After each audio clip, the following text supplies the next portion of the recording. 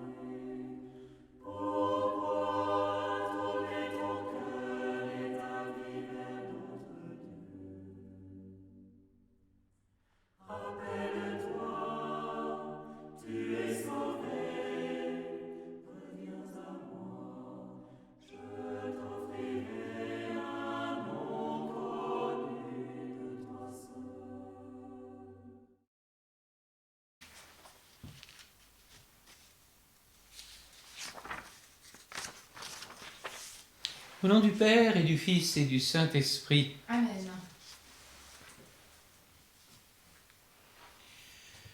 Le Seigneur soit avec vous. Et avec votre esprit. Préparons-nous à la célébration de cette Eucharistie en reconnaissant que nous avons péché et que Jésus est notre unique Sauveur. Je confesse à Dieu Tout-Puissant. Je reconnais devant vous, frères et sœurs, que j'ai péché, en pensée, en parole, par action et par omission. Oui, j'ai vraiment péché. C'est pourquoi je supplie la bienheureuse Vierge Marie, les anges et tous les saints, et vous aussi, frères et sœurs, de prier pour moi, le Seigneur notre Dieu. Que Dieu Tout-Puissant nous fasse miséricorde, qu'il nous pardonne nos péchés et nous conduise à la vie éternelle. Amen. Seigneur, prends pitié. Seigneur, prends pitié. Ô Christ, prends pitié. Ô Christ, prends pitié. Seigneur, prends pitié. Seigneur, prends pitié. Seigneur Dieu, tu as préparé les secours pour dont notre faiblesse a besoin. Donne-nous d'accueillir avec joie notre relèvement et d'en témoigner par la fidélité de notre vie, par Jésus-Christ, ton Fils, notre Seigneur, qui vit et règne avec toi dans l'unité du Saint-Esprit, Dieu pour les siècles des siècles. Amen.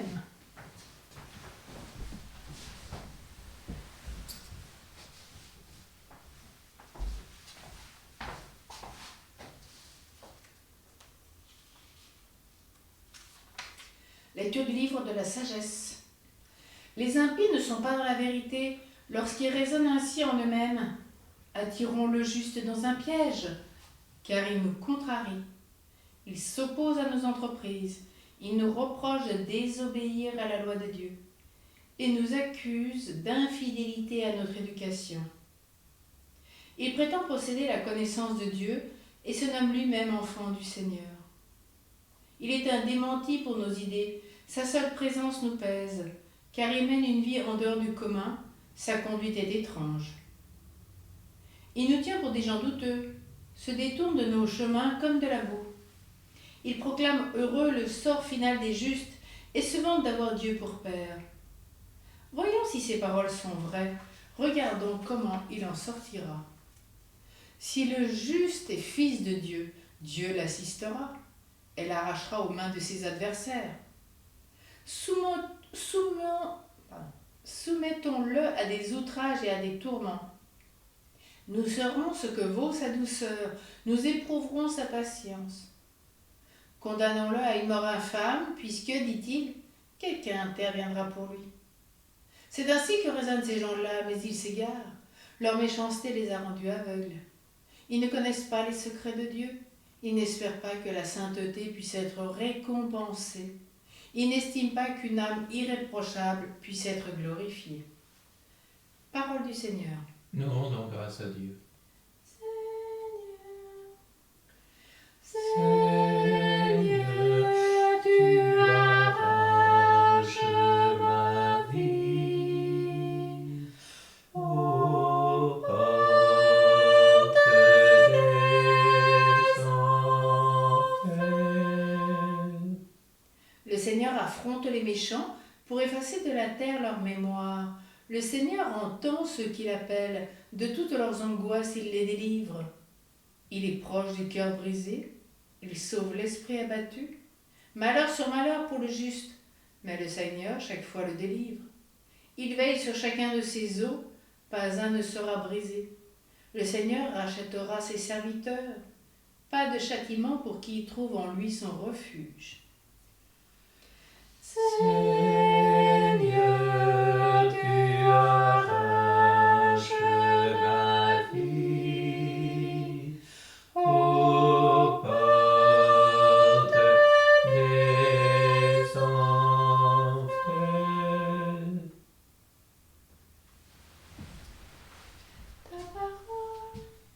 Ta parole, Seigneur, est vérité, et ta loi délivrance. L'homme ne vit pas seulement de pain, mais de toute parole qui sort de la bouche de Dieu. Ta parole, Seigneur, est vérité, et ta loi délivrance. Le Seigneur soit avec vous. Et avec votre esprit, Évangile de Jésus-Christ, selon saint Jean. gloire à toi, Seigneur. En ce temps-là, Jésus parcourait la Galilée. Il ne voulait pas parcourir la Judée, car les Juifs cherchaient à le tuer.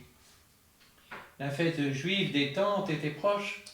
Lorsque ses frères furent montés à Jérusalem pour la fête, il y monta lui aussi, non pas ostensiblement, mais en secret.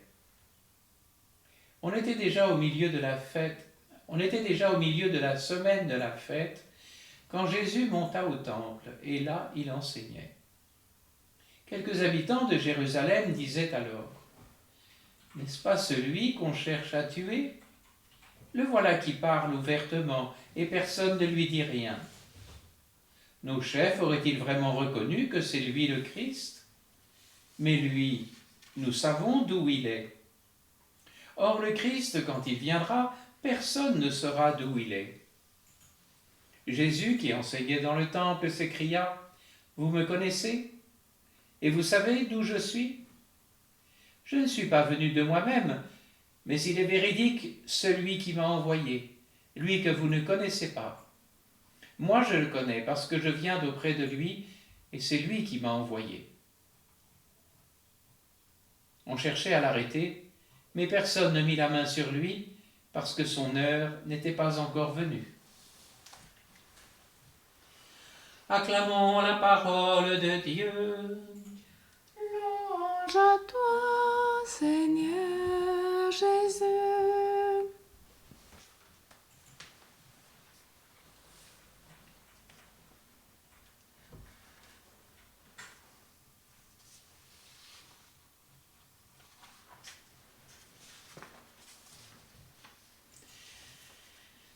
Après les 3 témoins dans l'évangile d'hier, Jean-Baptiste, Dieu et ses œuvres, et Moïse et les Écritures, surgit l'interrogation des habitants de Jérusalem sur les origines de Jésus. Est-il un blasphémateur ou est-il le Messie ? Les chefs religieux avaient déjà opté pour la première solution, puisqu'ils avaient décidé sa mort.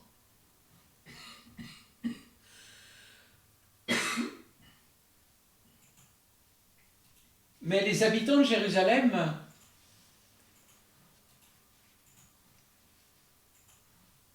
cherchent à savoir qui est Jésus.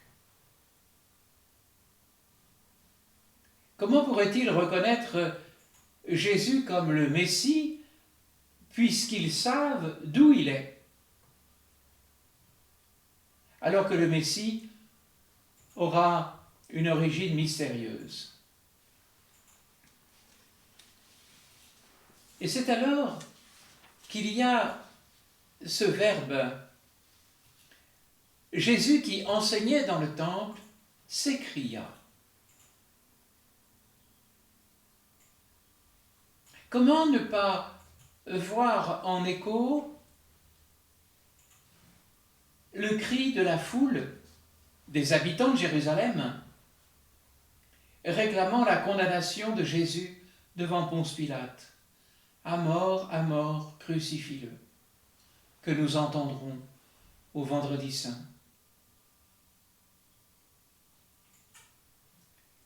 Et Saint Jean, au chapitre 19, verset 7, va répondre en quelque sorte par son cri au cri des habitants de Jérusalem. Suivant la loi, il doit mourir parce qu'il s'est prétendu fils de Dieu. Voilà bien la question des origines qui est déterminante.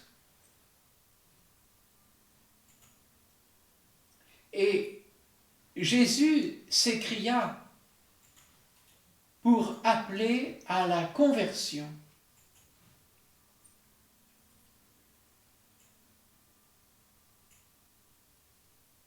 Oui, le Messie est nécessairement un fils d'Israël. On sait fort bien d'où il est. D'en bas. Cependant, cette appartenance au peuple élu, si elle est une condition nécessaire, n'est pas suffisante. Le Messie est avant tout celui qui vient d'en haut, l'élu de Dieu. C'est en ce sens que personne ne sait d'où il est. Parce que c'est seulement Jésus qui va révéler son origine divine. Et elle n'est accessible que par la foi. L'appartenance de Jésus à Israël est vérifiable, mais son origine divine relève du croire. Croire en sa parole, croire en ses œuvres.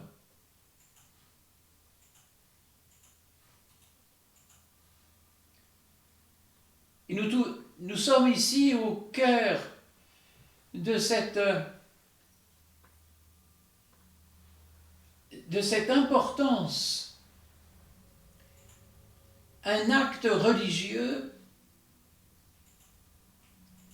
ne sera pas fécond s'il ne correspond pas à un acte de foi. On peut bien connaître des choses de Dieu, de Jésus,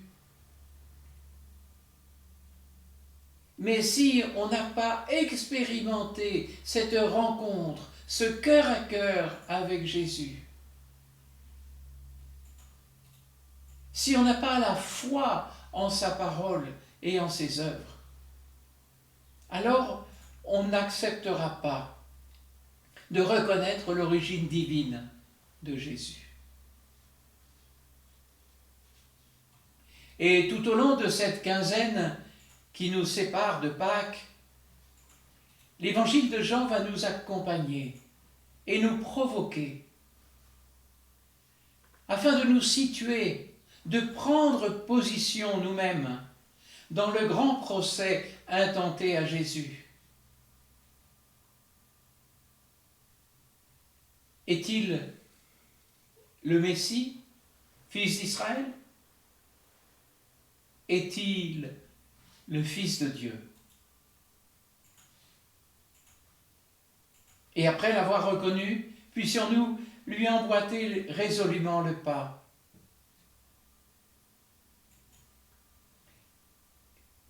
Et nous sommes tout proches de ce que la première lecture nous disait. Je relis de nouveau un passage. Voyons si ces paroles sont vraies. Regardons où il aboutira. Si ce juste est fils de Dieu, Dieu l'assistera et le délivrera de ses adversaires. Soumettons-le à des outrages et à des tourments. Nous saurons ce que vaut sa douceur. Nous éprouverons sa patience. Condamnons-le à une mort infâme, puisque, dit-il, quelqu'un veillera sur lui.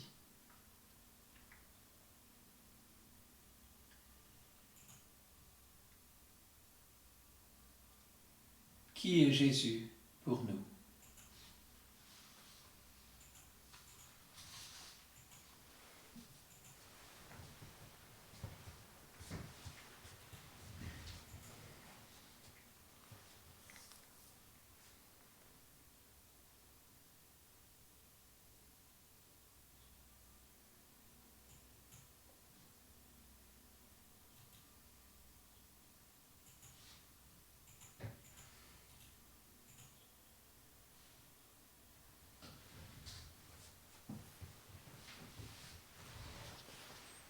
Tu es béni, Seigneur, Dieu de l'univers. Nous avons reçu de ta bonté le pain que nous te présentons, fruit de la terre et du travail des hommes. Il deviendra pour nous le pain de la vie. Béni soit Dieu, maintenant et toujours.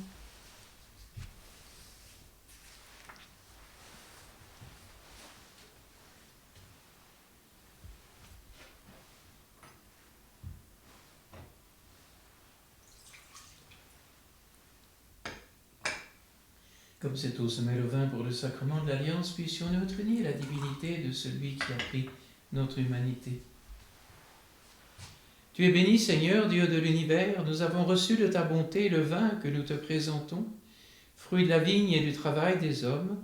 Il deviendra pour nous le vin du royaume éternel. Béni soit Dieu maintenant et toujours.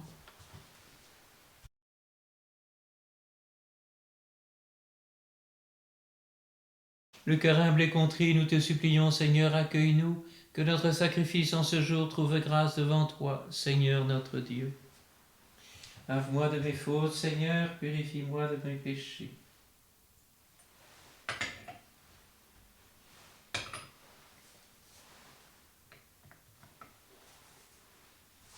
Prions ensemble au moment d'offrir le sacrifice de toute l'Église.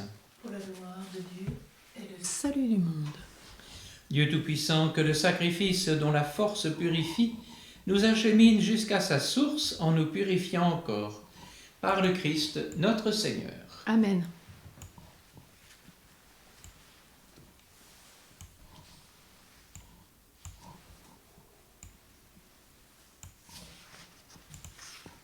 Le Seigneur soit avec vous. Et avec votre esprit. Élevons notre cœur. Nous le tournons vers le Seigneur. Rendons grâce au Seigneur notre Dieu. Cela est juste et bon. Vraiment, il est juste et bon pour ta gloire et notre salut de t'offrir notre action de grâce toujours et en tout lieu. Seigneur Père très saint, Dieu éternel et tout-puissant. Tu offres à tes enfants ce temps de grâce pour qu'ils retrouvent la pureté du cœur, afin que l'esprit libéré des passions mauvaises, il travaille à ce monde qui passe en s'attachant surtout aux réalités qui demeurent. C'est pourquoi, avec les saints et les anges, nous te louons et sans fin nous proclamons. Saint, Saint, Saint le Seigneur, Dieu de l'univers, le ciel et la terre sont remplis de ta gloire. Hosanna au plus haut des cieux. Béni soit celui qui vient au nom du Seigneur. Hosanna au plus haut des cieux.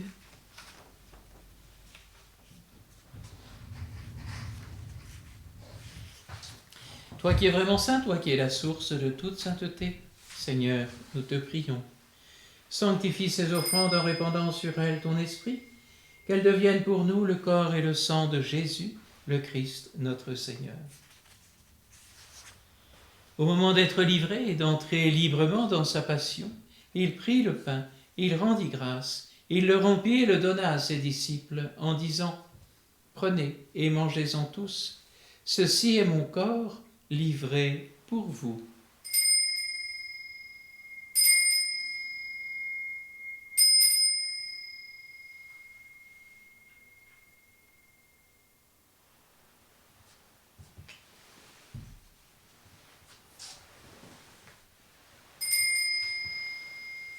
De même, après le repas, il prit la coupe.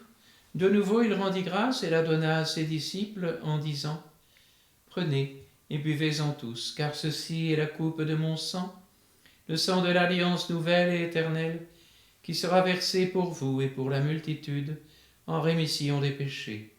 Vous ferez cela en mémoire de moi. »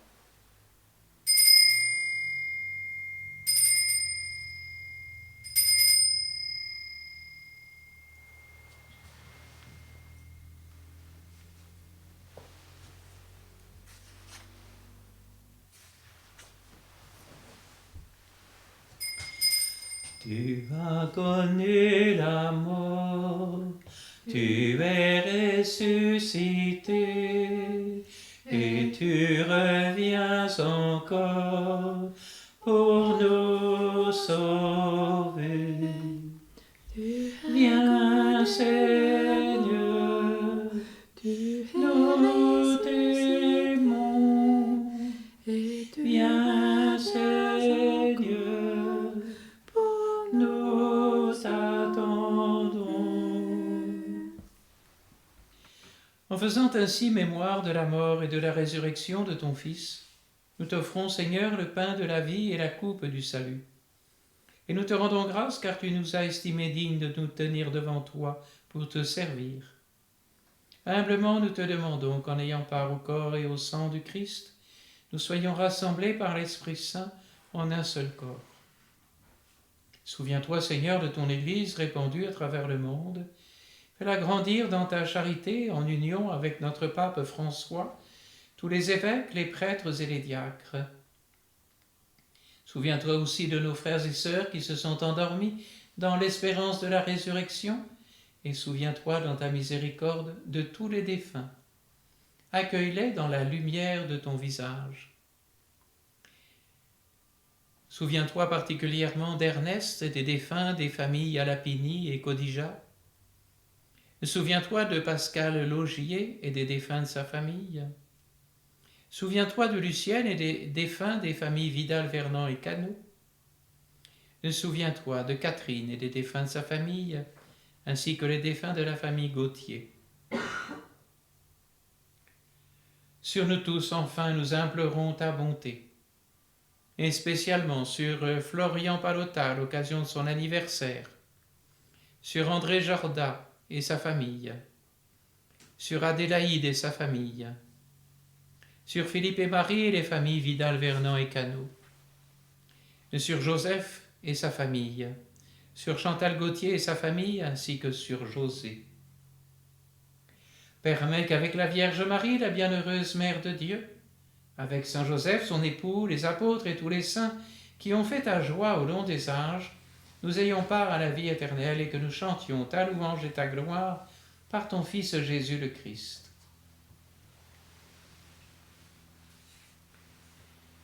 Par lui, avec lui et en lui, à toi, Dieu le Père Tout-Puissant, dans l'unité du Saint-Esprit, tout honneur et toute gloire pour les siècles des siècles. Amen.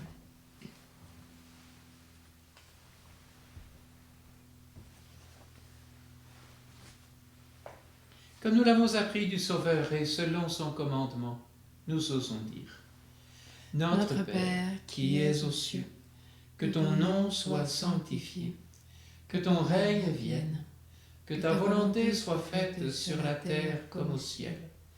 Donne-nous aujourd'hui notre pain de ce jour. Pardonne-nous nos offenses, comme nous pardonnons aussi à ceux qui nous ont offensés. Et ne nous laisse pas entrer en tentation, mais délivre-nous du mal. Délivre-nous de tout mal, Seigneur, et donne la paix à notre temps.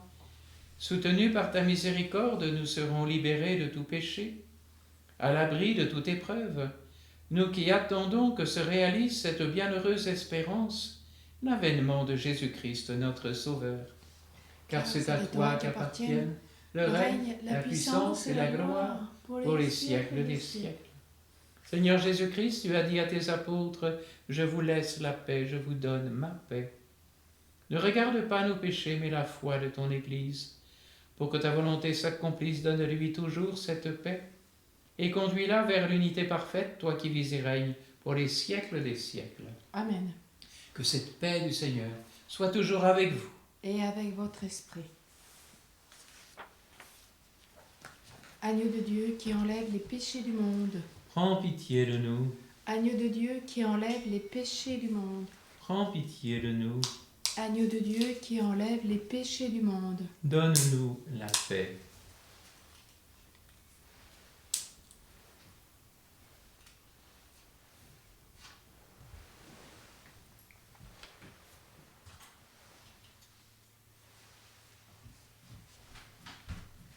Voici l'agneau de Dieu, voici celui qui enlève les péchés du monde. Voici le Fils de Dieu, notre unique Sauveur. Heureux les invités au repas des noces de l'agneau. Seigneur, je ne suis pas digne de te recevoir, mais dis seulement une parole, et je serai guéri.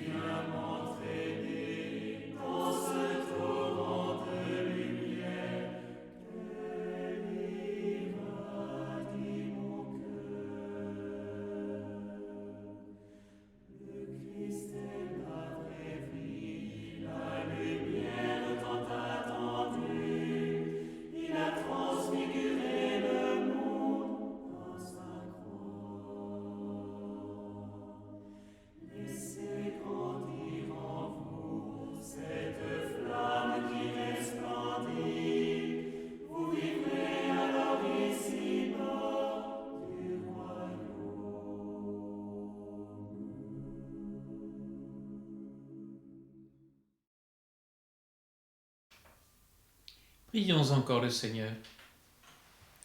Nous t'en prions, Seigneur, nous qui allons du passé vers ce qui est nouveau, tandis que nous quittons ce qui ne peut que vieillir, mets en nous un esprit de renouveau et de sainteté par le Christ notre Seigneur. Amen. Le Seigneur soit avec vous. Et avec votre esprit. Tourne ton regard, Seigneur, vers ceux qui te servent et se confient en ta miséricorde. Dans ta bienveillance, accorde-leur la protection de ton secours et bénis-les au nom du Père et du Fils et du Saint-Esprit. Amen. Allez dans la paix du Christ. Nous rendons grâce à Dieu. Nous nous retrouvons cet après-midi pour le chemin de croix à 15h. Prions l'Angélus. L'ange du Seigneur apporta la bonne nouvelle à Marie. Et elle conçut du Saint-Esprit. Voici la servante du Seigneur. Qu'il me soit fait selon ta parole. Et en elle, le Verbe s'est fait chair. Et il a habité parmi nous.